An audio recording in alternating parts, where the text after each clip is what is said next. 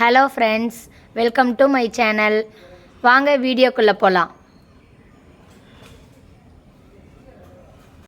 சப்பாத்தி பூரிக்கு பிளைன் குருமா செய்யலாம் இன்னைக்கு. அதுக்கு என்னென்ன தேவையான பொருளுங்கிறத சொல்கிறேன். ஃபஸ்ட்டு அரைக்கிறதுக்கு சொல்லிடுறேன். கடலை, தேங்காய், 2 பட்டை, கிராம்பு, கொஞ்சம் சோம்பு, காரத்துக்கு ஏற்ற வரமிளகா, இதெல்லாம் தக்காளி 1.5 தக்காளி எடுத்திருக்கேன். பெரிய தக்காளி ஒன்று, சின்ன தக்காளி ஒன்று கூட எடுத்துக்கோங்க. இதை நான் என்ன ஃபஸ்ட்டு அரைக்கிறதுக்கு இதெல்லாம் சொல்லிட்டேன். வணக்கிறதுக்கு கடுகு, கடலப்பருப்பு, கொஞ்சம் வெங்காயம் போட்டு நல்லா வணக்கிக்கிட்டு கொஞ்சம் மஞ்சத்தூள், உப்பு தேவையான அளவு. வாங்க இப்போ எப்படி அரைக்கலாங்கிறத சொல்கிறேன்.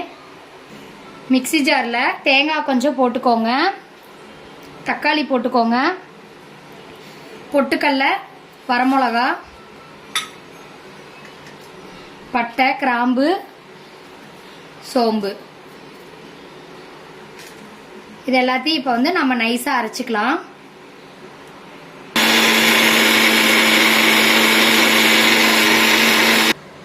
நைஸாக இந்த மாதிரி அரைச்சாச்சு. இப்போ பிளைன் குருமா எப்படி செய்யலான்னு பார்க்கலாம். அப்படியே ஒரு வாணல் வச்சிருக்கேன். கொஞ்சம் எண்ணெய் விட்டுக்கோங்க. எண்ணெய் நல்லா சூடாகட்டும். கடுகு, கடலப்பருப்பு போட்டுக்கோங்க. கடுகு நல்லா பொரிஞ்சு வரட்டும்.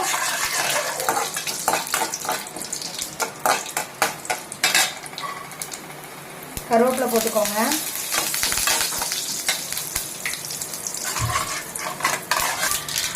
கடுகு நல்லா பொரிஞ்சிருச்சு. இப்போ வெங்காயம் போட்டுக்கலாம்.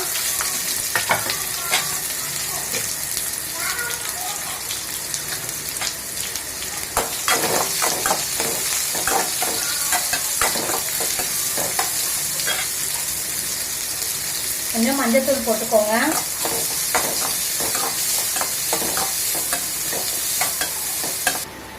வெங்காயம் கொஞ்சம் வணங்கிருச்சு. இப்போ நம்ம அதுக்கு கொஞ்சம் தண்ணி ஊற்றி இதை கொதிக்க வச்சுக்கலாம்.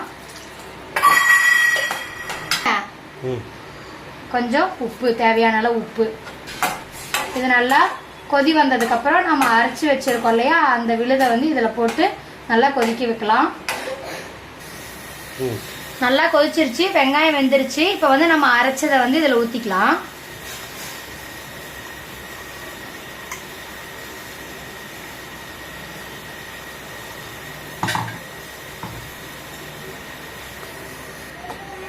கொஞ்சம் தண்ணி விட்டுக்கலாம்.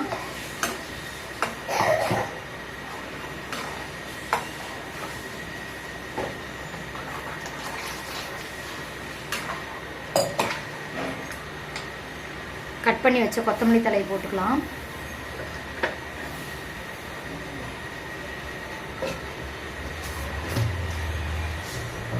கொஞ்சம் சர்க்கரை போட்டுக்கலாம். இது நல்லா கொதிச்சு வரட்டும்.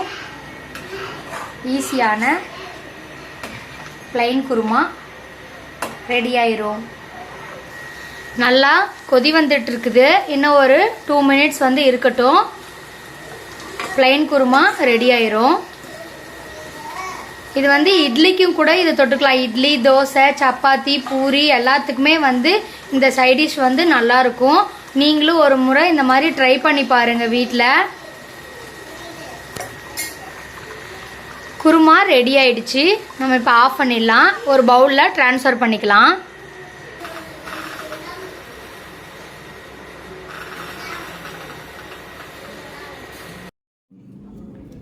தேங்க்ஸ் ஃபார் வாட்சிங். வீடியோ பிடிச்சிருந்தா லைக் பண்ணுங்கள், ஷேர் பண்ணுங்கள், மறக்காமல் கமெண்ட் பண்ணுங்கள்.